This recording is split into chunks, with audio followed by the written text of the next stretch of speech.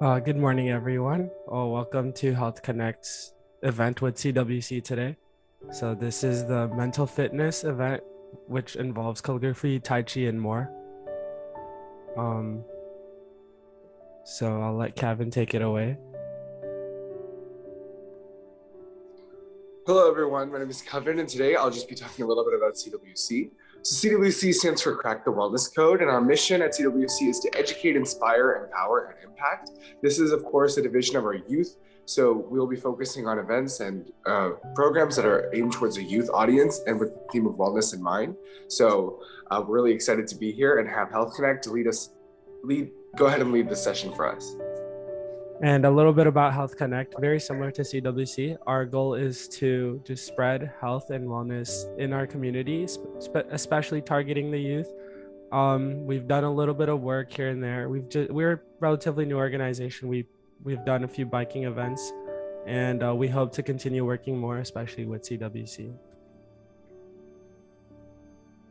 And drivers of our wellness movement, our team. There's our team and resources.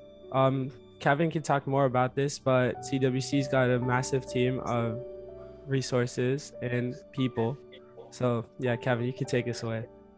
Of course. So CWC has a massive movement of over 650 ecosystem members. We like to call it our ecosystem. They're made up of our team and our resources, our members, our healthcare professionals such as doctors, our partners for outreach, content, research, our patrons, and of course our products and services. So it's really exciting to be a part of this wellness movement. So if you're interested, please reach out and you can join our dynamic ecosystem of wellness champions. And just today's agenda. So we'll now get started with a few introductions and quizzes around mental fitness. So let's just get everyone have their camera on and just introduce themselves. So I'll get started. My name is Vasu. I'm a part of the Health Connect team, and I'm a junior at Cupertino High School right now. I'm Salvik. I'm also part of the Health Connect team, and I'm also a junior at Cupertino High. I'm Ishan. I'm also part of the Health Connect team, and I'm also a junior at Cupertino High School. And I think, Kevin, you can speak next. Sure. Hello, everyone. My name is Kevin. I'm currently a recent graduate from the University of Nevada in Reno. This coming August, I'll be doing my master's in nutritional science at San Jose State University. I'm one of the youth ambassadors. I've been with CWC for around 2 years now, and I'm really excited to be here. My focus on wellness has always been really related to nutrition and health and lifestyle in that way. And I'm really excited today. We'll be talking all about mental fitness with our partners at Health Connect. All right. And then I think we can get started with our Kahoot. So we have a Kahoot prepared. So let me just get us started. Just before that, here's a little disclaimer and waiver of liability. So Kevin, you can talk about Of course, yes. So everything that we present during this forum or this discussion is just content that's accessed through different channels, and it's general in nature. We do not directly provide any healthcare or health solutions. We just offer our platform for educational purposes to medical practitioners, nutritionists, dietitians, or anybody in the health field. None of this is establishing a patient-doctor contract or anything like that. So please just make sure that all of the information we're sharing here is very general. And yes, it's just a disclaimer of liability. Thank you. All right. Now let me just get us started with the Kahoot. So here's the code, and there's the Kahoot. If you're unfamiliar with Kahoot before, so you're just going to pull it up on your phone. I invite all of our panelists to join as well. They're not aware of these questions. I was the only person in charge of these questions, so feel free to go onto your phone's browser or a different window on your computer and type in www.kahoot.it. And then the game pin is 4657130. If you have any questions, let us know in the chat. We can help you out. But please go ahead and join our Kahoot game today. And we really like to do these just to get into the theme for today, kind of introduce the topics that we'll be talking about at hand. So this Kahoot will be themed all about mental fitness and different things related to stress management, and even talking a little bit about calligraphy and Tai Chi, which we'll be talking about later in the session today. We're going to give it a few more minutes to allow everyone, including our panelists, to join in. So feel free to log on. Okay, perfect. We're gonna give it like 1 more minute before I think, Foster, you can go ahead and get started. So just around 1 more minute in case anyone else wants to join.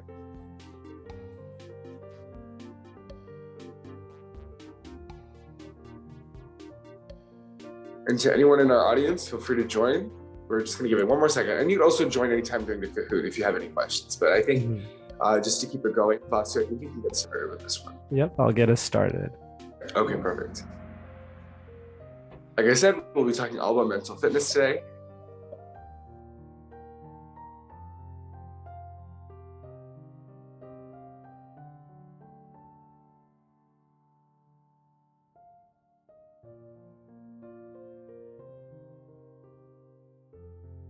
Below.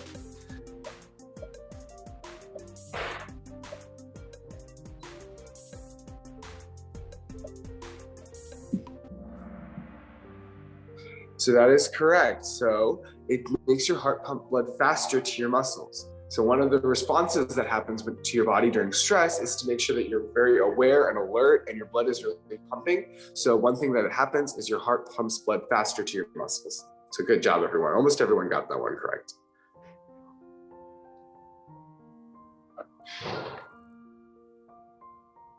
Nice. Tai Chi originated in which East Asian country? So out of these 4 countries, is it China? Is it Japan? Is it Thailand or Korea?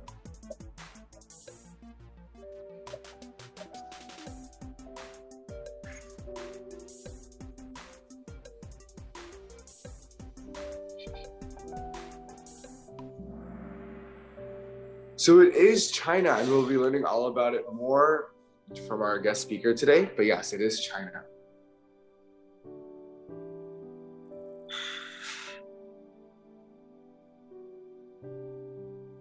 True or false? Your heart gets used to everyday frustrations.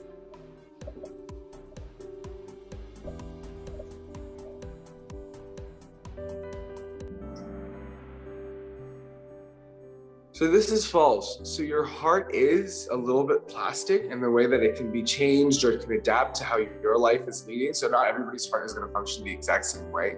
But everyday frustrations aren't going to be exactly easy for your heart to handle or adapt to. So this is just something to keep in mind. Very nice.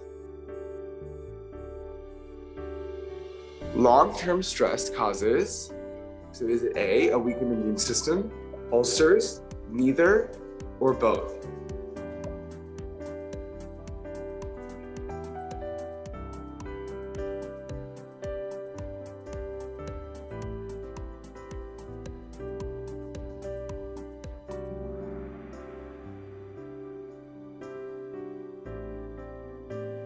Yes, so long-term stress can cause a weakened immune system. In fact, this is why a lot of the times during like a stressful week for college students, like perhaps a finals week, or even for high school students, a lot of people tend to get sick. This is because some of the stress hormones that are involved with the stress response in our body actually weaken the effects of the immune system. So you're more susceptible to get sick or illnesses. And ulcers are actually not caused by stress. They're mostly caused by either chronic alcohol abuse or because of a very specific bacteria. So stress may contribute to ulcers, but they're not necessarily the direct cause of them. So that's something to keep in mind. But stress can affect your immune system.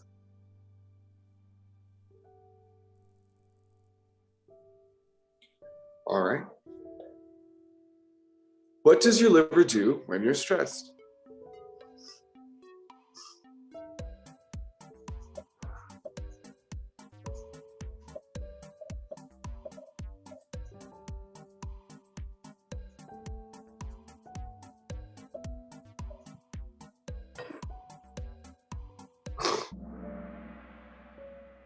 So it actually makes more blood sugar. So your liver is involved in the process of breaking down what's stored in your body to release energy when needed. So when your body is stressed, it will make more blood sugar. So it'll increase your blood sugar. That's just to provide your body more energy to do whatever tasks that you need to do when you're in this elevated stress state.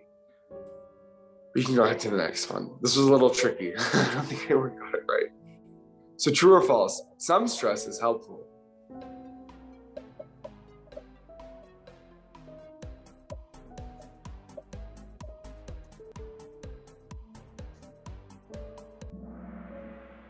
Yes, this is true. So some stress is helpful. It helps us make decisions quicker. It helps us come to realization sooner. So stress sometimes can be helpful, but it's too much or it's constant stress that may lead to some adverse health benefits sometimes.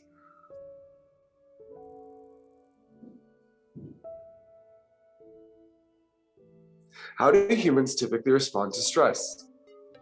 So is it with a rest and digest response, or is it with a fight or flight response?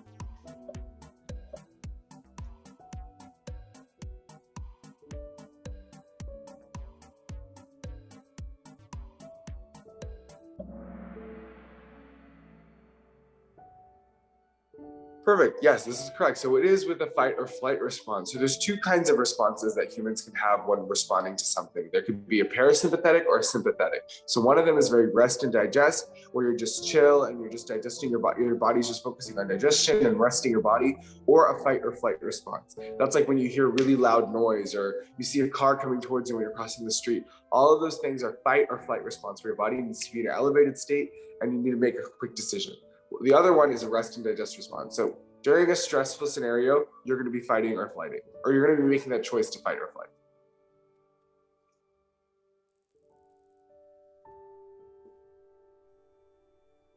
Cortisol is often called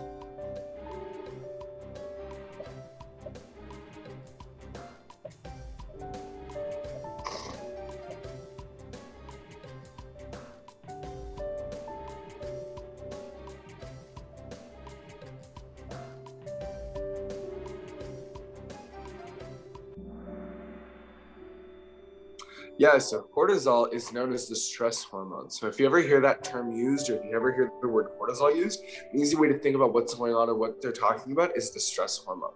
So cortisol can increase the sugars in your bloodstream, it enhances your brain's ability to use glucose, and increases the availability of certain substances that can help repair tissues in your body. So that's all the things that cortisol does, but it's also known as the stress hormone.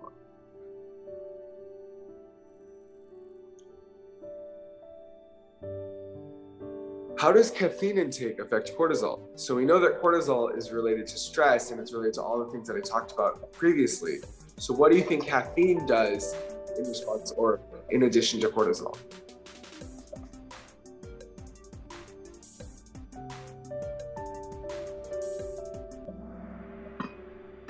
So in fact, caffeine can elevate cortisol's effect. So all the things that I talked about previously, in addition to caffeine being there, it's going to add and amplify all of those things. So just keep that in mind next time you're having a coffee when you're really stressed out, or having anything that has caffeine in it.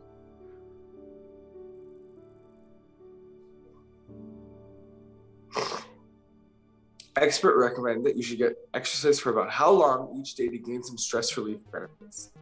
Is it 50 minutes? Is it 30 minutes? Is it 45 minutes? Or is it 1 hour?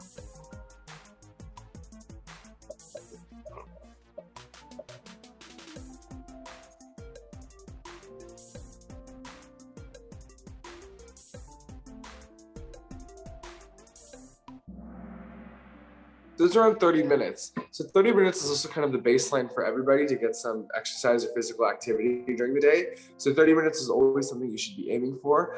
But a lot of experts have recommended that to just get a little bit of stress relief benefits, 30 minutes of exercise is enough. You can do this by walking, you can do this by doing any kind of stationary bicycle, or going on a treadmill, or using the elliptical, anything that kind of gets your body's heart elevated and gets your blood pumping and oxygen inside is a really good way to relieve some of those stressors in your life. So go ahead, you go to the next one.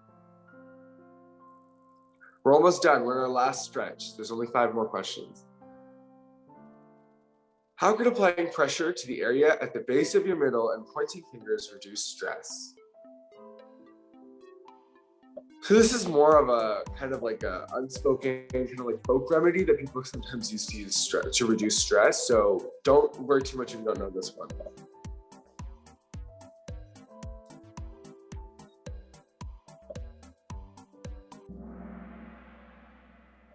So it triggers a specific nerve. So there's lots of different ancient medicinal practices that utilize these different nerve and pressure points in our body. And one of those is definitely using that part in your fingers to trigger a specific nerve. A lot of these things can or may help people if they're interested in looking into them. So this is just something to keep in mind, that some of the solutions for stress may be a little bit more interesting than you thought.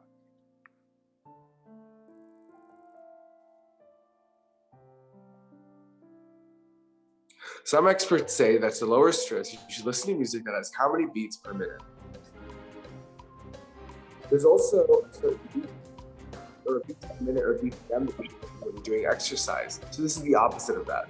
So for that one, hint, you're going to want something that's a little bit higher. For this one, you're going to want something that's a little bit lower. But what is that kind of threshold for beats per minute that you need?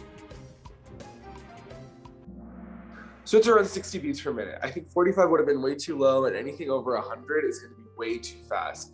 120 beats per minute is something that you want when you're trying to get your heart pumping, or if you're trying to do cardio, you need something to keep that rhythm. But 60 beats per minute or lower is good to lower stress if you're listening to music.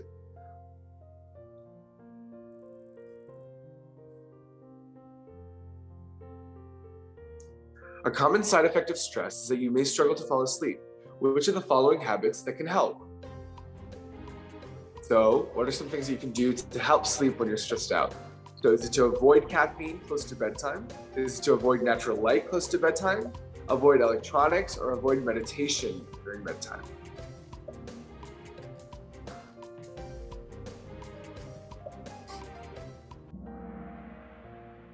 Yes, well, I'm sure that natural light and electronics do increase your brain activity, which might make it harder for you to sleep. The one that we were looking for in this question was the caffeine, because we've talked about that a little bit before earlier in the Kahoot. So caffeine close to bedtime is going to keep you awake. So trying to avoid that is a great way to stay, be able to fall asleep quicker.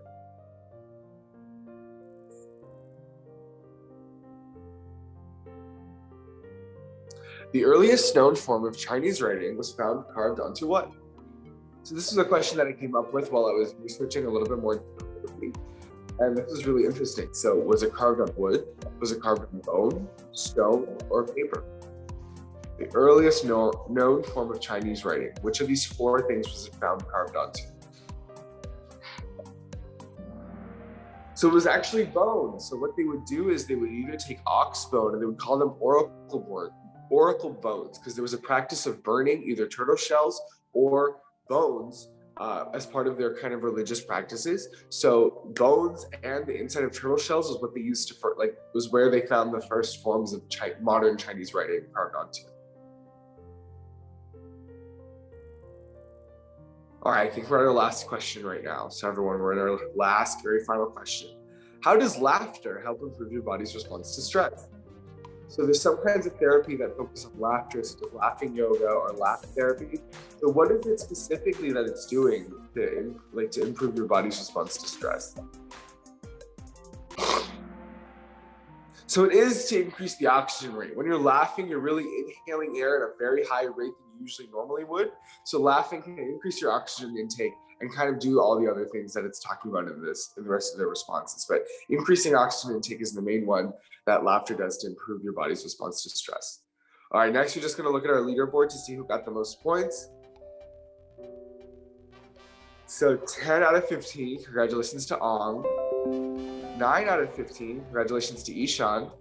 And 11 out of 15 is Vasu. Congratulations, everyone. Thank you all so much for playing. And hopefully this kind of gets you guys into the mindset of what we'll be doing for the rest of the CWC session.